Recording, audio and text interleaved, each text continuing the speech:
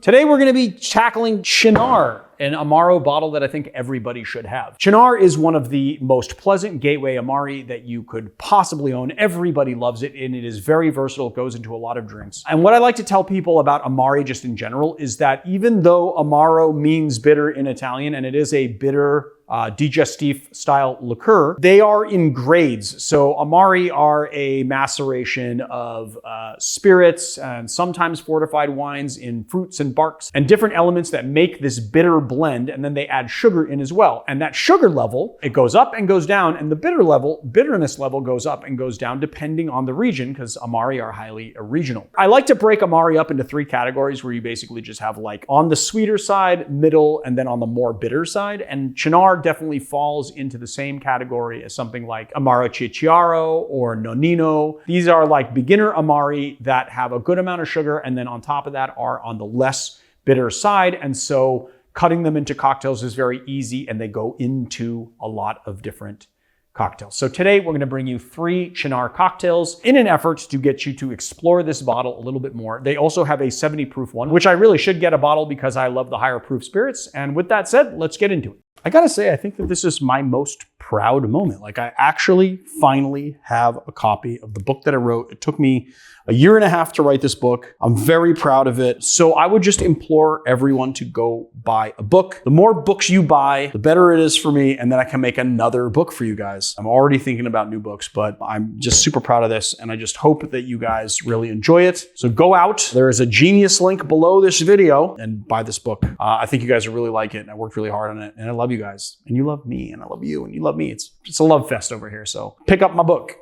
I happened upon this cocktail, the 100-year-old cigar, I think on Difford's Guide, or I don't know, some other such place on the internet, because I get into these modes where I go down rabbit holes of cocktails and rabbit holes, and I don't know. It's like, is there a term for doom scrolling for work? Like cocktail doom scrolling, is that a thing? I mean, isn't it just doom scrolling? Or I guess. But it's like only cocktail content. Right. But are you doing it as like, I'm in work mode? I mean, it's not really doom scrolling. I mean, I do doom scroll cocktails quite a bit, but this was actually more like I was actually taking a deep dive on the actual internet and not on social media. And I think doom scrolling is a social media thing, right? Because it never ends. Because you're scrolling. It's an Instagram or TikTok thing, right? Well, I guess maybe, YouTube does shorts now too. So okay, anyway, I wasn't doom scrolling, but I was doing some deep dives on the internet and going down all these rabbit holes and then clicking this link and that link and this link and that link, and so I don't know where I found this. The cocktail that we're doing is called a 100-year-old cigar. I don't know if I said that already, maybe I did. And it was created by a guy named Max Pazuniak, which I really hope I'm saying that name properly. Max created this cocktail at a bar in Brooklyn called The Counting Room sometime around 2015. But where you guys might know Max from, or where many people in the bar industry know him from, is that he self-published a book with another bartender called Rogue Cocktails. And it was on Blurb for a while, although I think Blurb is now defunct and it went away, and I don't know if you can get Rogue Cocktails anymore. I think it's completely gone. But the Rogue Cocktails book gave us the Eeyore's Requiem. And this is the book that they were not allowed to publish, right? Yeah, so basically they had a book called Beta Cocktails that I think they did publish, and then it went out of print. And then they wanted to do Rogue Cocktails and they couldn't find a publisher, so they self-published it on Blurb. But what do you mean weren't allowed to? I thought there was like a trademark thing, or they were like copyright something, somebody shut them down. Oh, possibly, but we have to look into it, because that like somewhat rings a bell, but I'm not confident enough to say it in this reel. Anyway, this is a stirred cocktail. It's gonna be pretty easy. There are a lot of ingredients in this cocktail, but you know what, guys? I think that most of these ingredients are pretty easy to get, and most of you probably have most of them. First things first, a dash of Angostura bitters. And we're gonna just do 2 because it's a Japanese bitters dasher, and that is double an Angostura bottle dash. So if you do an Angostura bottle, 1 dash. If you do a Japanese bitters dasher, 2 dashes equals 1 dash. All right, now we're gonna do our Benedictine. We're gonna do 1/2 ounce. And we're gonna do Cynar. We gotta do more Cynar cocktails, because literally everybody should have Cynar in their repertoire. It is like basically a workhorse bottle for Amaro, and I mean, it's just so versatile and goes well with so many different things. Everyone should have it, and everyone should be making Cynar cocktails. All right, we're gonna do 1/2 ounce of Cynar. We're gonna get that cigar vibe by doing a 1/4 ounce of our Laphroaig 10-year. Yeah, I'm sure that Cynar is helping too. It's also very tobacco kind of. It's not smoky.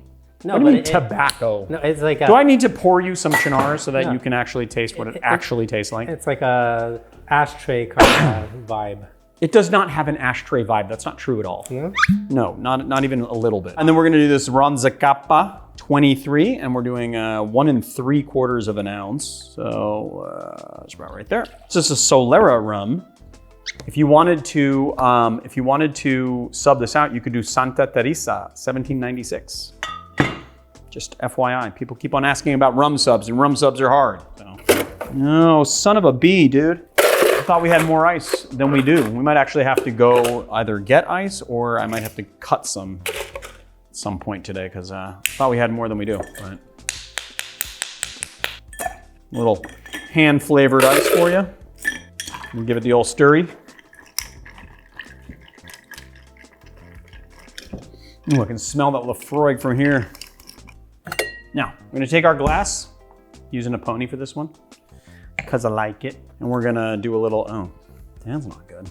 Do a little absinthe rinse. I like to put my absinthe in an atomizer so that you get a nice even coat on the inside of the glass and you don't get too much. And it's not swimming, so you don't have to like drink any or pour any out or something. I think I'm gonna double strain this one anyway. Ah, just lost the very end of that cocktail. Clean it in a minute, let's give it a taste. What a nice blend of flavors. I gotta say, and as you well know, that Laphroaig 10 is punchy, and you get a lot of that. I guess it's a sort of minerality and smoke on the back end, you know. But you got the Zacapa and the Cynar and the Benedictine together makes it fantastic, and then you get that what I'm thinking is the 100-year-old cigar part at the end. But you know what? I got to say that the Laphroaig actually goes really well in this cocktail. It lives up to its name, and yet at the same time is very nice. I might drink this at the end of the night, and it is definitely one that I would drink one of. But there it is, the 100-year-old cigar.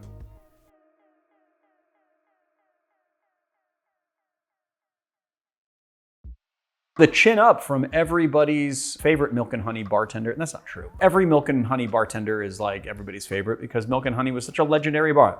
This one is from Sam Ross though. He's one of the more visible Milk and Honey bartenders. And it is a stirred drink with Cynar because everybody should have a bottle of Cynar. Okay, first thing we're gonna do is just take some cucumbers here. This is a Regal stir. And although the directions don't say it, I'm gonna give it just a little light, muddly press.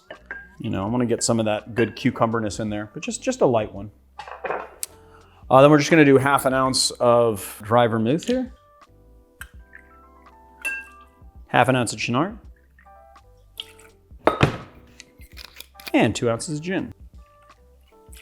And I'm using that forage gin because it's gonna go real well with the cucumber, dude. That's why. It's like a Pim's martini kind of thing. Yeah, oh God, ooh. Dude! Gotta get that out of the way, but that was a freaking close one, man. Not that that mic is that expensive or anything, but I'm glad that I didn't break it. Yeah, no, this is kind of like a Pim's martini. It's so funny how sometimes people are so confident and wrong on Instagram. I've gotten a couple of different kind of shit comments on various martini videos. One of them was on that because I said I hated the dirty martini, which offended a lot of people. And the reason why I said it is because A, I do hate the dirty martini, and B, offending people is, you know, fine when you've got something to back up what your opinion is. It's solidly backed up. If you know, you're not, sometimes you're gonna crack a few eggs, you know what I'm saying? But this one guy said, what was the cocktail that we posted? I said there was a martini, oh, it was a Manhattan Riff, the Bobby's Manhattan. The Bobby's Manhattan, I said it was a Manhattan Riff. And some guy, you know, so he's like this old dude in his 70s, is like, how is this a Manhattan Riff? I mean, literally has 2 ounces of rum, sweet vermouth, a little bit of Benedictine, because this person obviously has the traditional idea of like whiskey and sweet vermouth being a Manhattan. But if you look at the build, it is a Manhattan Riff. And he's just so confidently wrong. He's like, you should really learn more about cocktails is what he told me. And you know, I am constantly learning more about cocktails. Did he say what it was then? No. He didn't offer any. No, it's not a Manhattan because it doesn't have whiskey. No matter that it's a Manhattan build, but he was like, this is not a Manhattan riff. How is this a Manhattan riff? You should know more about cocktails. And I was just thinking, like, this is solidly in the martini family. You put Cynar in it, somebody out there is going to be like, how is that a martini riff? That's nothing like a martini, because their version of a martini is gin and dry vermouth, and that's it. Maybe some orange bitters. And that's it. And that is folly. So Manhattans are also like an old-fashioned, they're like a template here, right? If you want to know what the templates are, there are a few books that you can buy. The simplest of which is Home Bartending Mastery, that I literally just wrote and published. Home Bartending Mastery, we talk about and I think, honestly, truth be told, the Death and Company guys in Cocktail Codex were the first to make a big deal about this, but this is not a concept that they created. This is a very well-known concept in the bar industry, that cocktails are templates, and there are basically 6 templates that comprise all of cocktaildom, right? The old-fashioned, okay, the sour, the Manhattan.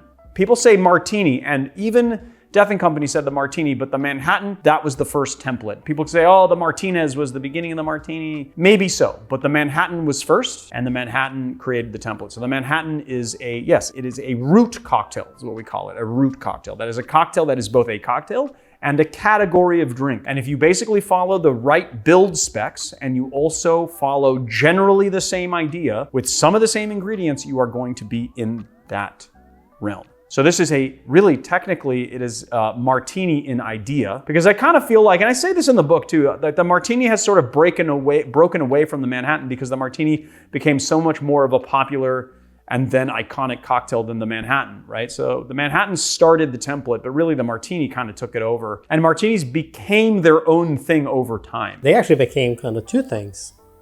In what way? Like you have the martini that's like this one that has the vermouths, and that's like in the martini thing. But then you also have the teenies, the martinis, like the oh, that's true. That's like the martini template. Yeah. So there's 2 templates for martini. And then not only that, but also the teenies of the 2000s get a lot of flack from a lot of craft bartenders or whatever. Some of them are not done very well, but over time, a lot of people have then taken those some crappy teeny recipes and made really good drinks out of them. And so you have things like the espresso martini, the lychee martini, and the apple martini. So yeah, that's true. It's become 2 things. That being said, those drinks are technically more sours. Not the espresso martini, but like a lychee martini is more a sour than it is a martini. It's just a martini in name because someone misnamed it, but literally a sour. And so is the apple tini as well. So I just think people like the idea of drinking a martini because there is some sort of it feels sophisticated. There's sophistication behind it. And so you want to feel sophisticated when you're, getting yourself completely fucking knackered at a nightclub, I guess. All right. That was a good aside. I hope you learned something from it. Some good stuff going on over there.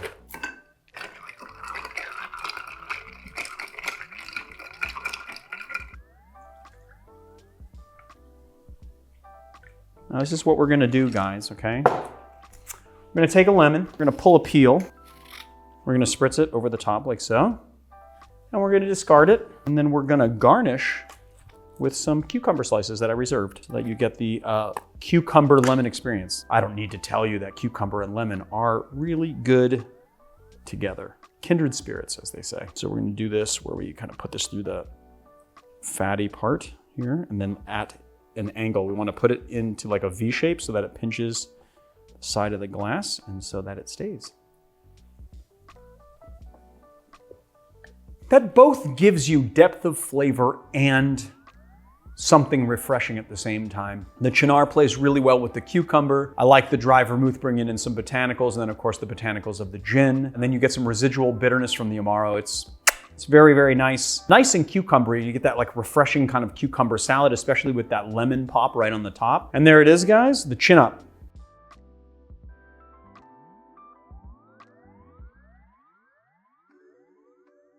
And for this last cocktail, we're doing a Cynarita. The Cynarita was created by Australian bartender Michael Madrusen at his own bar, the Islay. and it is absolutely featured in his new book, The Madrusin Cocktail Companion. You guys should go pick it up. It is one of the best books that was released this year. All right, and he likes to build this right in the glass, which is what we're gonna do too. Man after my own heart, and make things a little bit easier. And by a little bit, I mean a lot bit. So we're just gonna do this. Just Negroni. The Cynarita is a Negroni variation. We're just gonna go half an ounce of Cynar, half an ounce of Campari, and 1.5 ounces of Reposado tequila. We're gonna grab our nice big ol' ice cubes, put them in like so. Try and fit as many in there as possible, honestly, because it will stir down a little bit. So we're gonna use our Barfly bar spoon. I'm just gonna give it a little twist. Not a twist, we're gonna give it a little stir. We are gonna give it a twist, an orange twist, but right now we're just gonna stir it. A little small piece of ice to add in as much ice as possible. The more ice you have, the better it is for your drink. There we go. Nice, that's good. I'm gonna stir this about 45 seconds. And last but not least, we're gonna give it a nice orange twist. And you know, I think I'm gonna quaff it as well. No parallelogram maybe this time. Just gonna give it some straight sides and then feed it into the glass like so. Cheers. Ooh, absolutely brilliant. It's like everything you want a Negroni to be. But then it also has the Reposado tequila, which is not overtaken by the other ingredients. You get the bitterness of the Campari right up front. You get the Cynar kind of smoothing things out, and you have all of those agave notes right on the front of your palate, and then it builds as you swallow. There it is, guys, the Cynarita.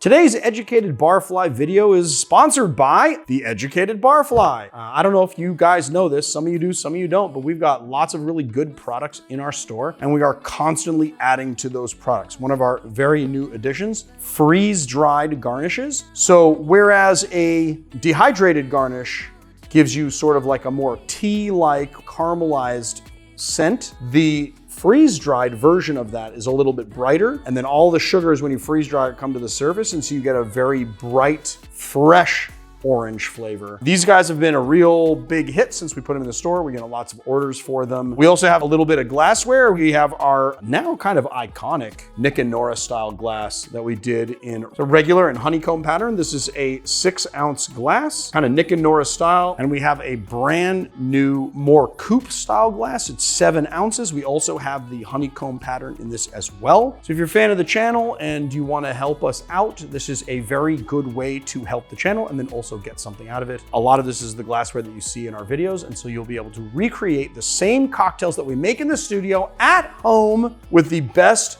possible recipes, the best possible instructions, and now the best possible glassware and garnishes.